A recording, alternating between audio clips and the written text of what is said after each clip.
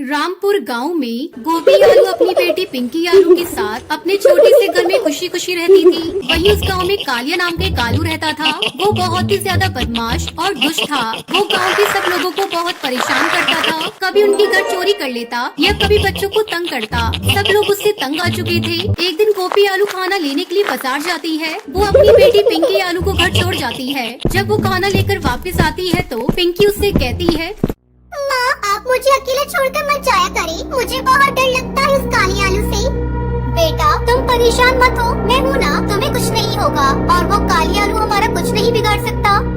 ऐसे ही काफी दिन गुजर जाते हैं। अब पिंकी आलू बड़ी हो जाती है और वो भी अपनी माँ गोपी आलू के साथ खाना लेने जाती है। तभी काली आलू वहाँ आ जाता है। अरे वाह, आज तो मौका मिल गया इस गोपी आलू के घर चोरी करने का। काफी दिनों से इंतजार में था मैं इस गोपी आलू के घर में तोड़ फोड़ करने के लिए। आज वो दिन आ ही गया।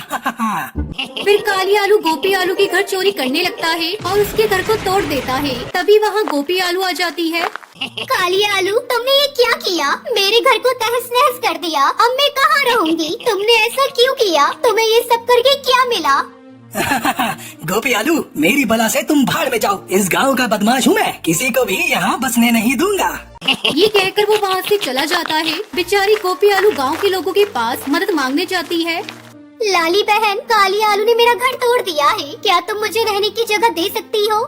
अरे नहीं गोपी आलू, मेरा घर छोटा है, मैं तुम्हें रहने की जगह नहीं दे सकती। बेचारी गोपी आलू टूट सी जाती है। तभी वहाँ कद्दू काका आते हैं। अरे गोपी आलू, क्या हुआ? तुम इतनी परेशान क्यों हो? मुझे बताओ, मैं तुम्हारी मदद करूँगा। कद्दू काका, काली आलू ने मेरा घर तोड़ दिया। मेरे पास रहने की कोई जगह नहीं है। मैं अपनी बच्ची को लेकर कहाँ जाऊँ? गोपी आलू, तुम मेरे साथ मेरे घर में रह सकती हो। वैसे भी मैं अकेला रहता हूँ, तुम परेशान मत हो। ये कहकर वो गोपी आलू को अपने साथ अपने घर लेकर आ जाते हैं। ऐसे ही काफी महीने गुजर जाते हैं। एक दिन गांव में बहुत तेज बारिश होती है। उसमें काली आलू का घर टूट जाता है। वो बेघर हो जाता है। वो मदद मांगने के लिए कद्दू काका के पास जाता है।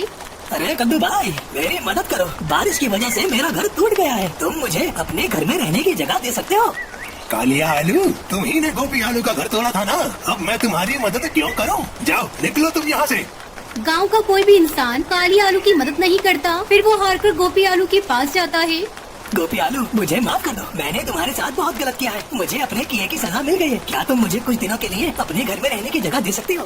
गोपी आलू काली आलू को माफ कर देती है। काली आलू, तुम मेरे साथ मेरे घर में रह सकते हो, लेकिन आगे से कभी किसी को परेशान मत करना। ये गलत बात है। फिर कोई भी तुम्हारे बुरे वक्त में मदद नहीं करेगा।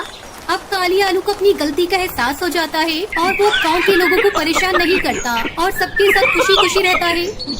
गुलाबो गांव की सीधी सादी औरत थी। वो अपने बेटे गोलू आलू से बहुत प्यार करती थी। जब उसका बेटा बड़ा हुआ तो वो एक सुंदर सी लड़की ढूंढकर उसकी शादी करा देती है। चुटकी बहू बहुत मॉडर्न ख्यालात की थी। जब वो गुलाबो के घर आती है तो गुलाबो उससे कहती है, बहू, तुम्हें यहाँ घूंघट निकाल के रहना होगा। तभी चुटकी उससे कहती है, माँ जी, मैं तो घूंघट नहीं करूँगी। मुझे ये सब अच्छा नहीं लगता है। अगर मैं घूंघट करूँगी तो मैं गिर जाऊंगी। चुटकी अपनी सास की एक भी बात नहीं सुनती और वो अपनी मर्जी से रहती है। एक बार चुटकी आलू अपनी सहेलियों के साथ देर रात पार्टी करके घर वापस आती है। ये देखकर उसकी सास गुस्से में कहती है, चुटकी बहू, तू तो बड़ी बेशरम है। मैं तो तुझे बहुत सीधा समझती थी, इसलिए तुझे इस घर में बहू बनाकर लेकर आई। गांव में किसी की बहू बेटी इस टाइम घर में वापस नहीं आती। कुछ तो शर्म कर, तूने तो मेरा नाक में दम कर रखा है। तभी चुटकी आलू अपनी सास से कहती है, माँ जी, मैं शहर की लड़की हूँ, मुझे सीधी मत समझना। गुलाबो ये सुनकर गुस्सा हो जाती है और चुटकी से कहती है, हाय रे मेरी बुरी किस्मत, ये तो मेरी ही सास निकली। इसी तरह कुछ दिन बीत जाते हैं। चुटकी गोलू आलू के साथ शहर जाने की जिद करने लगती है। गोलू आलू चुटकी को अपने साथ शहर ले जाता है। कुछ दिनों बाद चुटकी की तबीयत खराब हो जाती है। शहर में उसका ख्याल रखने वाला कोई नहीं था। उसकी तबीयत दिन पर दिन बिगड़ती जा रही थी। तब गुलाबो को चुटकी आलू की तबीयत के बारे में पता चलता है तो वो भागी भागी उसके पास आती है और वो चुटकी की खूब सेवा करती है। ये देखकर चुटकी की आंखों से आंसू निकलने लगते हैं। वो अपनी सास से कहती है, माँ जी, मुझे माफ कर दीजिए। आप बहुत अच्छी है। मैंने आपके साथ बहुत गलत किया है। तब गुलाबो अपनी बहू चुटकी आलू से कहती है, बहू, मैं तुम्हें एक ही शर्त पे माफ करूंगी, तुम्हें मेरे साथ गांव चलना होगा, हम सब एक साथ वहीं रहेंगे। तब चुटकी तैयार हो जाती है और गुलाबों के साथ गांव आ जाती है। अब वो तीनों एक साथ गांव में बहुत खुश रहते हैं। तो ये थी आज की कहानी। क्या आपको पता है चुटकी आलू गोलू के साथ कहाँ जाने की जिद करती है? अगर आपको पता है तो आप हमें कमेंट करके जरूर बताएं। अगर आपको ये वीडियो पसंद आई हो तो इस वीडियो को लाइक और ऐसे ही कहानियाँ देखने के लिए मेरे चैनल को सब्सक्राइब करना न भूलें। एक गांव में दो सहेली रहा करती थी, लाली और चुटकी। चुटकी बहुत गरीब आलू थी, उसके यहाँ खाने पीने की तंगी थी और लाली टमाटरी बहुत अमीर थी। एक दिन नदी के किनारे बैठकर वो दोनों बातें कर रही थी। तभी अचानक वहाँ पर एक छोटी सी चिड़िया उड़ती हुई आई और पानी में गिर गई। तभी चुटकी ने कहा, अरे हमें इस चिड़िया को बचाना चाहिए लाली। छोड़ो चुटकी, आए दिन ऐसे सारे परिंदे गिरते और मरते रहते हैं। चुटकी का मन नहीं माना और उसने पानी में छलांग लगा दी। जैसे ही वो पानी में कूदती है वो एक अलग ही दुनिया में पहुंच जाती है। उसे सबसे पहले वहाँ एक पेड़ मिलता है। पेड़ उससे कहता है, अच्छा सुनो लड़की, पके हुए फल के बोझ से मुझे बहुत तकलीफ हो रही है। पेड़ से पके हुए फल तोड़ दो और मुझे हल्का कर दो तो मुझे बहुत राहत मिलेगी। चुटकी बिना कोई लालच के उसकी मदद करके आगे बढ़ जाती है। आगे उसे वही चिड़िया नजर आती है जो पानी में गिरी थी। वो झाड़ियों के बीचों बीच फंसी हुई थी और मदद की दुहाई लगा रही थी। मेरी मदद कर दो, मुझे यहाँ से निकाल दो। तभी चुटकी आलू उसे तसल्ली देते हुए कहती है, तुम घबराओ मत, मैं तुम्हारी मदद जरूर करूँगी। वहीं एक बूढ़ा जादूगर आलू चुपके से सब देख रहा होता है कि कैसे चुटकी आलू सबकी मदद कर रही थी। चुटकी की दरिया दिली देखकर उसे बहुत खुशी होती है और वो चुटकी आलू के पास जाता है और उसे वो बदले में एक जादुई चक्की देता है। चुटकी उससे पूछती है, ये क्या है बाबा? ये तुम्हारे दरिया दिली का इनाम है। तुम बिना कोई लालच के सबकी मदद करती हो, तुम इसकी हकदार हो। ये कोई मामूली चक्की नहीं है, ये जादुई चक्की है। इससे तुम जो मांगोगे तुम्हें वो मिलेगा।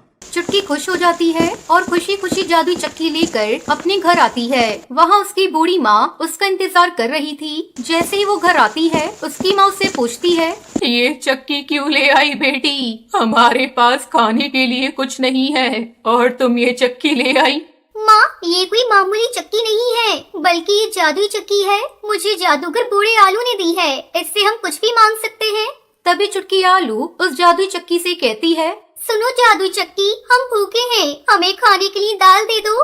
तभी चक्की से दाल निकलती है। दाल जब तक निकलती है तब तक चुटकी उस पर लाल कपड़ा नहीं डालती। जैसे ही वो लाल कपड़ा डालती है चक्की रुक जाती है। वो घर के लिए कुछ दाल रख लेती है और बाकी की दाल बेच देती है। ऐसे ही वो गांव में जादुई चक्की से निकली हुई दाल बेचकर अपना गुजारा करती है और अमीर हो जाती है।